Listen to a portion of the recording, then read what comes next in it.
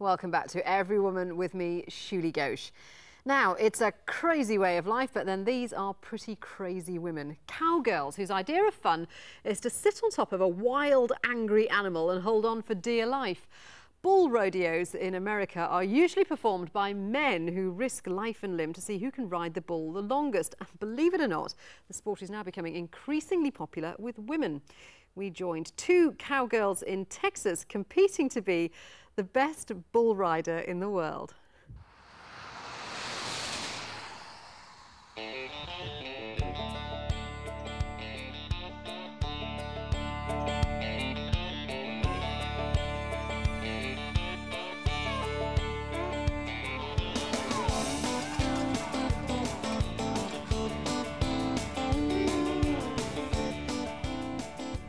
I've been told it's not the smartest thing to do to go get on bulls and break your bones and follow it all over the country, spending your money, but I mean, it's a lot of fun. Well, let me tell you now, get a good hold and make sure those feet get hold, because you're going to need it. He is big. My mom and grandma both rode bulls, and I've been riding bulls since I was 15. I've never won the bull riding championship. Haven't ever been in there when it counted. Stay in the middle, jump when he takes it. Make it right, make it right. Run to the blood. Hello, cowgirls. TAVIA Stevenson. Haven't been on anything since September because I've been trying to heal up. I'm rusty, I guess. Well. 2000, I won the world title. In 2001, I won the world title in the bull riding again. And 05, I won the bull riding title. And I just got, I guess, a little more will and want to and try to want to ride. I mean, some of the girls never want to give it the opportunity just because they know it's rough, it's tough. They just ain't got the nerve or the gut to want to try it.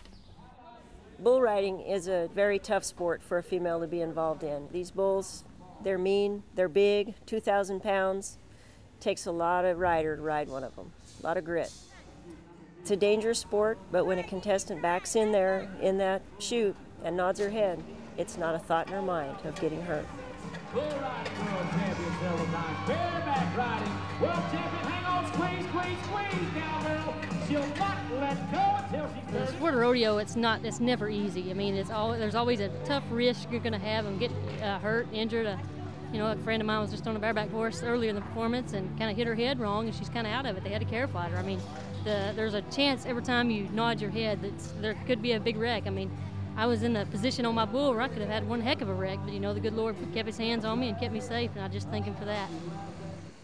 I broke my back and cut my liver about in half, busted both bones in my lower leg, was in a cast for 9 months. I've had a bunch of concussions, and I've got like 9 inches of scars on the back of my head from being stomped on and such. I know that bull riding, if you're gonna ride them, you're gonna get hurt. You know, it's like they say, it's not if, it's when and how bad.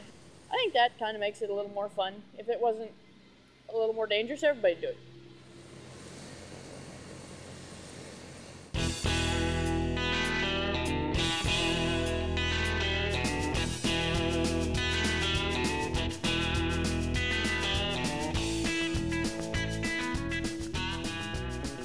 Women's Pro Rodeo organized in 1948.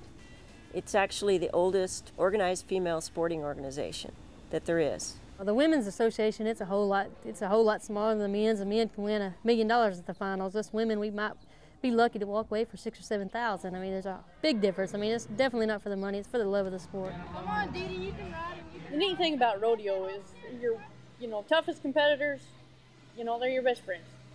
And you want to see them do good. You want to end up on top at the end of the year, but not at their expense. Oh, between me and Tavia, I mean, I love her to death, but I mean, I don't want to lose to her, and I know she don't want to lose to me. We both want to win, so I mean, we're here to win. We're not here to cut nobody no slack.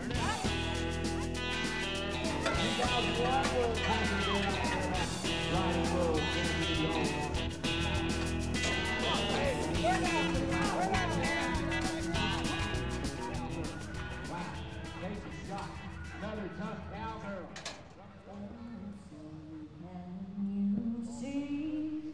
Tonight's the night. I mean, it's going to be it's close. Me and Tavia's neck to neck. If she rides her bull, I better ride my bull. It's kind of what it comes down to. Winning's definitely the plan, but I mean, that's my plan. I know it's not always God's plan, so. Bull ride.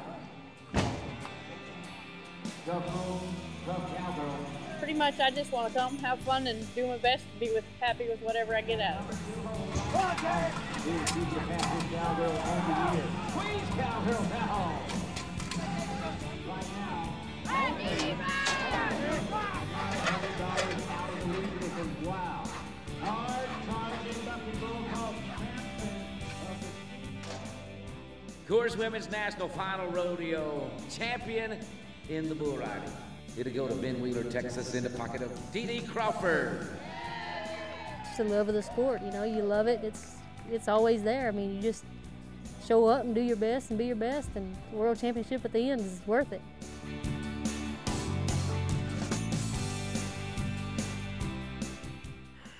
You could not pay me enough to do that. Now, few issues are as controversial as polygamy. The Quran says a man can take several wives if he can treat them all equally. But can there ever really be total fairness in such a marriage? Well, now the thorny subject is the focus of a new film which has won critical acclaim and the top award at the Hawaii International Film Festival. Love for Share explores polygamy through the eyes of three very different women. It was directed by Indonesian filmmaker Nia Dinata, and I'm very pleased to say she joins us now from Jakarta. Nia, thanks very much for joining us. First of all, such a controversial subject. Why did you want to make a film about polygamy? I don't think it's controversial. I think it's very interesting. And I believe that it's part of Indonesian culture.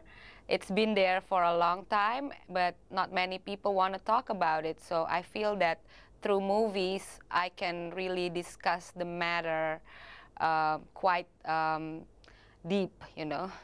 Well, of course, it has been a very critically acclaimed film. Let's take a quick look at it now. Polygamy. Poligami. Poligami ini rahasia umum.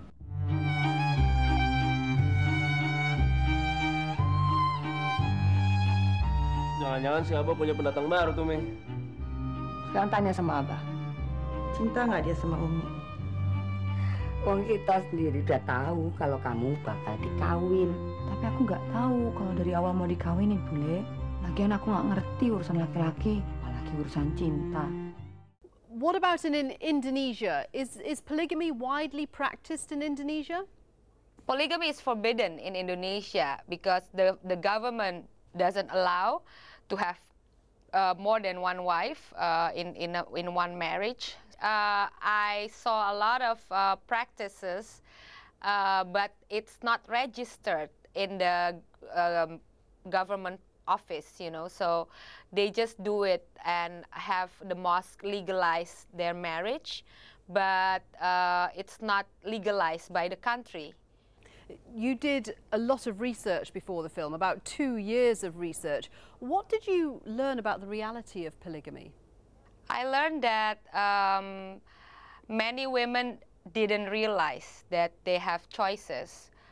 And in the middle of their polygamous marriage, then they start to realize that they have potentials and they have the rights to be happy mentally, physically, spiritually. What kind of choice are you talking about, though? Because isn't it the man's choice if he chooses to take more than one wife? I'm talking about the women's choice. Every woman has the right to choose. And if they choose to be in a polygamous life, then it's their choice. But if they choose not to be, they can make that kind of choice too. And if they're already in the polygamous marriage, people can have a divorce or something. Nia, there's been some accusations that your film hasn't been very fair to men, and men haven't liked the film. What do you say to that? I think the film did very well in Jakarta because people in Jakarta are very more open-minded. But in smaller scale city outside Jakarta, most of their comments were like, why am I making this kind of movie? Because it's what I told in the story is not true, and it doesn't portray men in a good, you know, image. But you told it as it was, didn't you? The film is very much based on your research and what you've learned about polygamy. Yes, exactly. And if I said that, if I replied that way, then they will try to find an excuse that whatever the men decide in a polygamous marriage is legalized by, again, using our Holy Quran to be their weapons, you know. Of course. Nia, did you ever meet any women who were happy in a polygamous relationship? I don't think so, because even though they want to appear to be happy, but when I interviewed them more thoroughly, and if I interact with them, you know, spend more time with them, I can see, but they just don't want to. I can see and I can feel, but they don't really admit it. Nia, best of luck for the future, and thank you very much for speaking to us here on Everywoman. And that's all for this week. If you have any comments about the programme, do contact us via email at everywoman@aljazeera.net. We love hearing from you. Until next time, from all the team, bye-bye.